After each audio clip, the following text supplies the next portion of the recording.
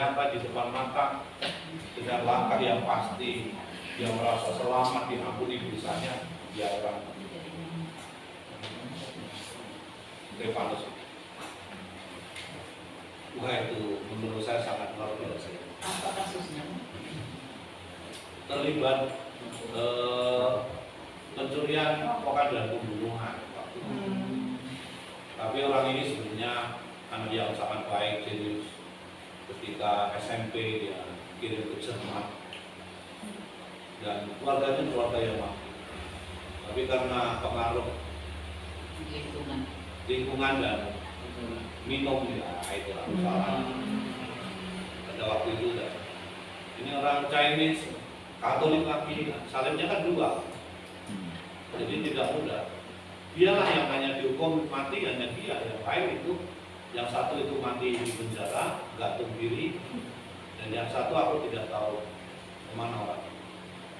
Lama sekali kan jadi yang gantung itu karena lama sekali mungkin tidak dihukum, dia akhirnya gantung di penjara itu.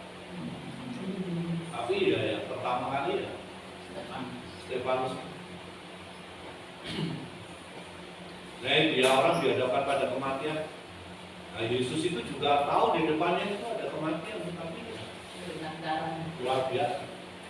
Secara manusiawi ya sampai berdarah-darah itu. Lalu kemudian di dalam doa Bapa kami itu kan dikatakan jangan masukkan kami ke dalam pencobaan, atau sebenarnya janganlah kamu mencobai. Nah, itu artinya memang berbeda. Jadi bisa begini diartikan begini bahwa orang memang bisa diuji. Nah, ketika diuji itu imannya murni apa enggak, itu yang dikatakan oleh Rasul Santo Paulus. Seperti emas diuji dalam api, apakah itu dia murni atau kiruan. Tetapi juga ada orang yang kadang-kadang kan nyerempet dulu. Itu kan berbeda. Nah, yang juga dimasukkan di dalam doa Bapa kami itu ya jangan nyerempet itu, karena orang merasa sudah punya jaminan, merasa bahwa dia harus selamat, ya udahlah. Main-main kan, jalannya main api. Ya kalau main api pas kita punya kesempatan untuk bertobat mungkin nggak masalah ya, tapi kalau pas kita lagi main pada saat itu nas istilahnya, ada unsur-unsur begitu terkait tadi Stefanus yang Romo cerita sama Yesus kan mereka berakhir dengan hukuman mati gitu kan. Nah, kemudian pertanyaan saya kan dua, yang sebenarnya takdir itu ada nggak sih gitu.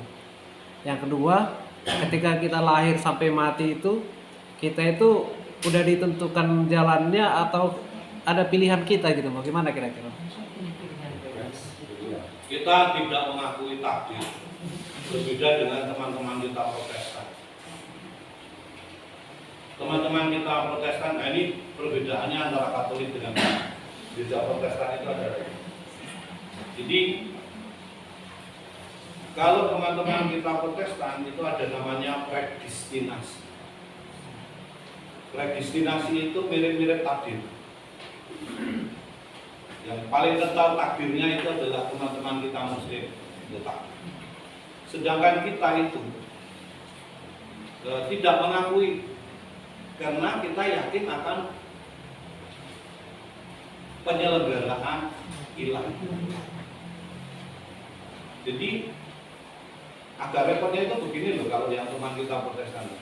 Karena dia sudah selamat, maka mencoba membuktikan bahwa predestinasinya itu adalah selamat.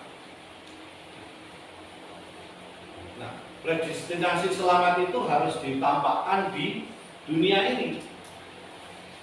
Ada baiknya misalnya lalu kerja keras untuk membuktikan predestinasinya, saya dipredestinasi sebagai orang kaya, maka lalu dia berjuang untuk menjadi orang kaya, misalnya seperti predestinasi.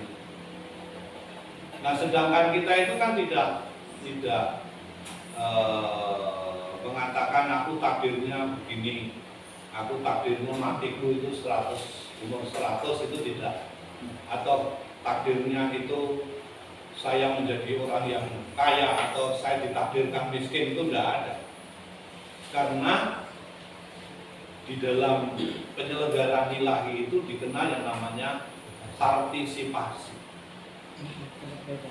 Jadi untuk mewujudkan keselamatan itu, manusia diajak untuk bekerja sama dengan Allah. Nah, sedangkan di dalam teman kita Protestan itu tidak, karena sana kan selamat iya dan rahmat itu. Sedangkan kita itu di kalangan di teologi kita di dalam gereja Katolik itu, kita semua itu diajak oleh Allah untuk mewujudkannya. Nah, yang paling celaka itu kalau ngomong predestinasi ya. Kalau predestinasi itu masuk surga, aku berbuat jahat apapun itu masuk. Itu repot lah nanti. Tapi siapa yang mengerti predestinasinya bahwa dia masuk surga? Kan enggak. Yang kita tahu bahwa secara objektif kita semua diselamatkan.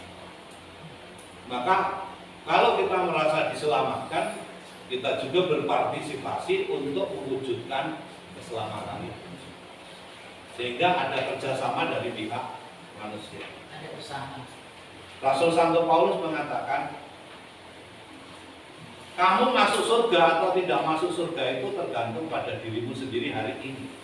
Berarti pilihan dong, Mo. Ada unsur pilihannya. Manusia dihadapkan pada pilihan. Tapi kalau predestinasi kan nggak pilihan. Mutlak gitu ya. Karena sudah ditentukan. Tapi bagaimana mau mengubah predestinasi itu? Kalau dia predestinasinya miskin, mau bekerja sebanyak apapun, dia tetap miskin kan? Kalau menurut teman kita itu. Kita tidak itu. Kita mengenalnya penyelenggaraan Ilahi.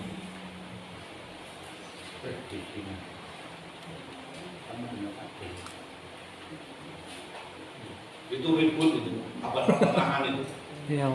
Antara Thomas Aquinas, lalu kemudian Calvin, Zwingli, nah itu rame mengenai. Nggak rampung-rampung itu kalau kita ketemu dengan teman kita Protestan itu masalah itu. Jadi mereka berpikir pokoknya yang penting dibaptis, kalau udah dibaptis selesai lah, aman lah, repot lah itu. Kalau kita tidak membuktikan bahwa kita sebagai anak-anak Allah yang baik hidupnya, ya repot. Mau kalau bilang kayak orang ngomong kan bisa jodoh di tangan Tuhan. Nah, kalau istri Katolik itu gimana? Ya Tuhan itu berperan juga lah, memang. Tapi kan tidak seutuhnya. Karena tetap bahwa manusia itu kan harus memilih ya. Boleh memilih. Dan nanti kan repot itu. Wah ini salah ini. Pilihan Tuhan ini. Jodohku bukan ini. Jodohnya banyak. Salahin Tuhan lu. Semua jodoh.